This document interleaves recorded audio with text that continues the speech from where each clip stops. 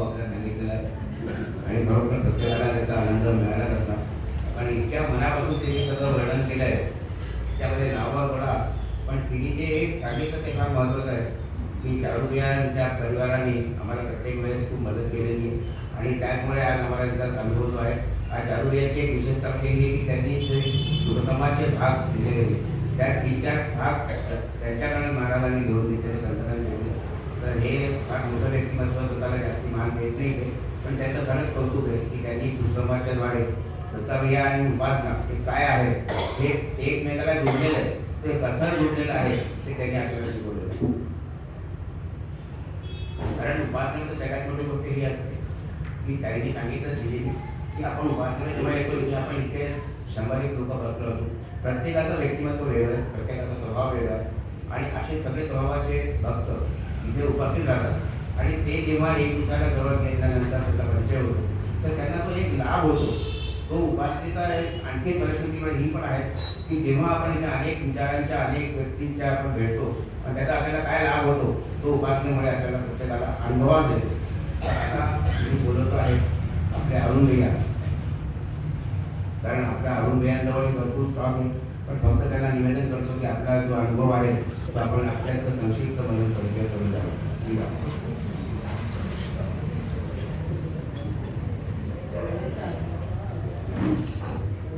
श्रीराम समर्थ. आपल्या सगळ्यांना भाविकांना माझा नमस्कार.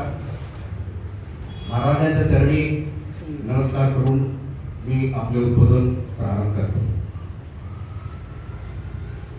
उपासनाबद्दल सांगण्याची माझी शक्यता नाही, तरी मी सांगण्याचा प्रयत्न करतो.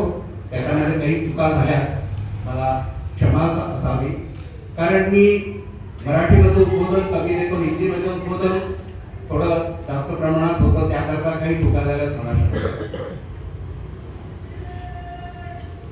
मला लक्षात आहे की 1992 मध्ये नाईक साहेबांकडे 3 दिवसाचा कार्यक्रम होता तिथे दत्ताभिया. डिसेंबर 1992 मध्ये नाईक साहेबांची माझी फार, ते LIC मध्ये होते, आमच्या ऑफिसच्या कामाच्या थ्रू नाईक साहेबांकडे दर महिन्याला 2 महिन्याला त्यांच्याशी भेट घ्यायचो.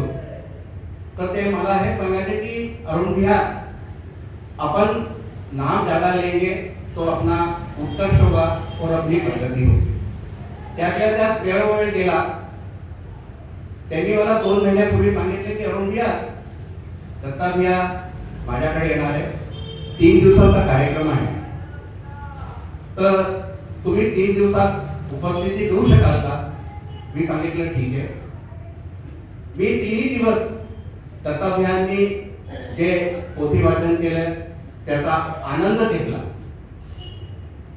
आणि त्या आनंद स्वरूप दत्ताभियांचे जसं गुराफे वैद्य यांना तर दत्ताभियांच्या जे बोलण्यातला एक एक शब्द आज आठवत आहे, त्याप्रमाणे चारू भैया इथे उपस्थित आहे, अविनाश भैया, दिवाकर खानवलकर, या लोकांकडनं मी दत्ताभियांनी काय पार्टिसिपेट केलंय आणि काय अनुभूती लोकांना दिली उपासनाबद्दल याचा अनुभव घेतला.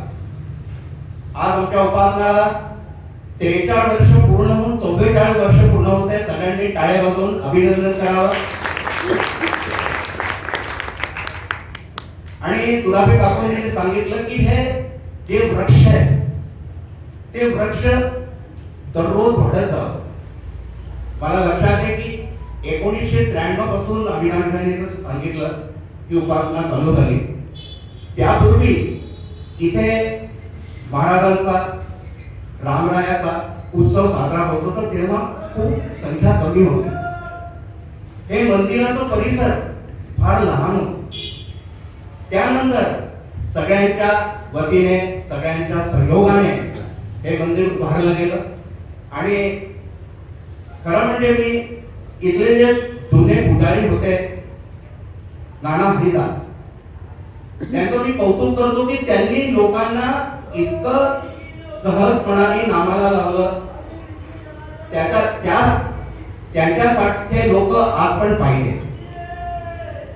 आणि मला लक्षात आहे की 50 लोक इथे 1975 पासून तर 80-82 पर्यंत यायचे उत्सवाला.